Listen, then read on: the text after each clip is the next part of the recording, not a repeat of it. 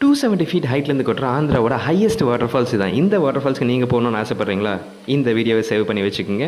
உங்களுக்கு ட்ரெக்கிங் பிடிக்குமா? என்னோட பேஜை ஃபாலோ பண்ணிக்கோங்க. ட்ரெக்கிங் பிடிச்ச உங்கள் ஃப்ரெண்ட்ஸுக்கும் இந்த வீடியோவை ஷேர் பண்ணி விடுங்க.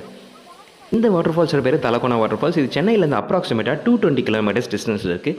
இந்த வாட்டர் ஃபால்ஸ்க்கு நீங்கள் போகணுன்னு ஆசைப்பட்டீங்கன்னா காலையில் கொஞ்சம் ஏர்லி மார்னிங்காக கிளம்பிடுங்க. அப்போ தான் இந்த வாட்டர் ஃபால்ஸ்குள்ளே போயிட்டு குளித்து என்ஜாய் பண்ணி திரும்ப நைட்டுக்குள்ளே நீங்கள் வீட்டுக்கும் வர முடியும்.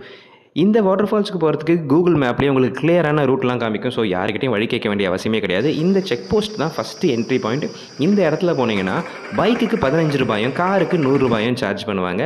அதுக்கு அடுத்தபடியாக இன்னொரு செக் போஸ்ட் வரும். இந்த இடத்துல ஒரு ஆளுக்கு 30 ரூபான்னு சார்ஜ் பண்ணுவாங்க. கொஞ்சம் தூரம் போனீங்கன்னா ஒரு பார்க்கிங் பாயிண்ட் வரும். அந்த இடத்துல உங்கள் கார் பைக்கெல்லாம் பார்க் பண்ணிடலாம். இங்கே குரங்கு தொல்லை கொஞ்சம் அதிகமாகவே இருக்கும். ஸோ அதனால் உங்கள் வண்டியை வந்து சேஃபாக பார்க் பண்ணுங்கள். டேங்க் பேக்கில் எதுவுமே வைக்காதீங்க. பார்க்கிங் பாயிண்ட் பக்கத்துலேயே 2 ஸ்விம்மிங் பூல் இருக்கும். ஒன்று கொஞ்சம் ஆழம் கம்மியாக இருக்கும், இன்னொன்று கொஞ்சம் ஆழமாக இருக்கும். அதாவது ஒரு 5 ஃபீட் வரைக்கும் ஆழம் இருக்கும். நீச்சல் தெரியாதவங்க கொஞ்சம் பார்த்து சேஃபாக இருங்க. அண்ட் பக்கத்தில் இருக்க சின்ன பூலில் குழந்தைங்களையும் குளிக்க வைக்கலாம். இந்த இடத்துலையே நீங்கள் உண்மையாகவே செம்மையாக என்ஜாய் பண்ணுறதுக்கு சூப்பரான இடம். ரொம்ப கிளியரான வாட்டராக இருக்கும். ஸோ இங்கேருந்து கொஞ்சம் தூரம் நடந்து போகணும். ஒரு 10 நிமிஷம் நடந்து போனீங்கன்னா மெயினான வாட்டர் ஃபால்ஸுக்கு போயிடலாம்.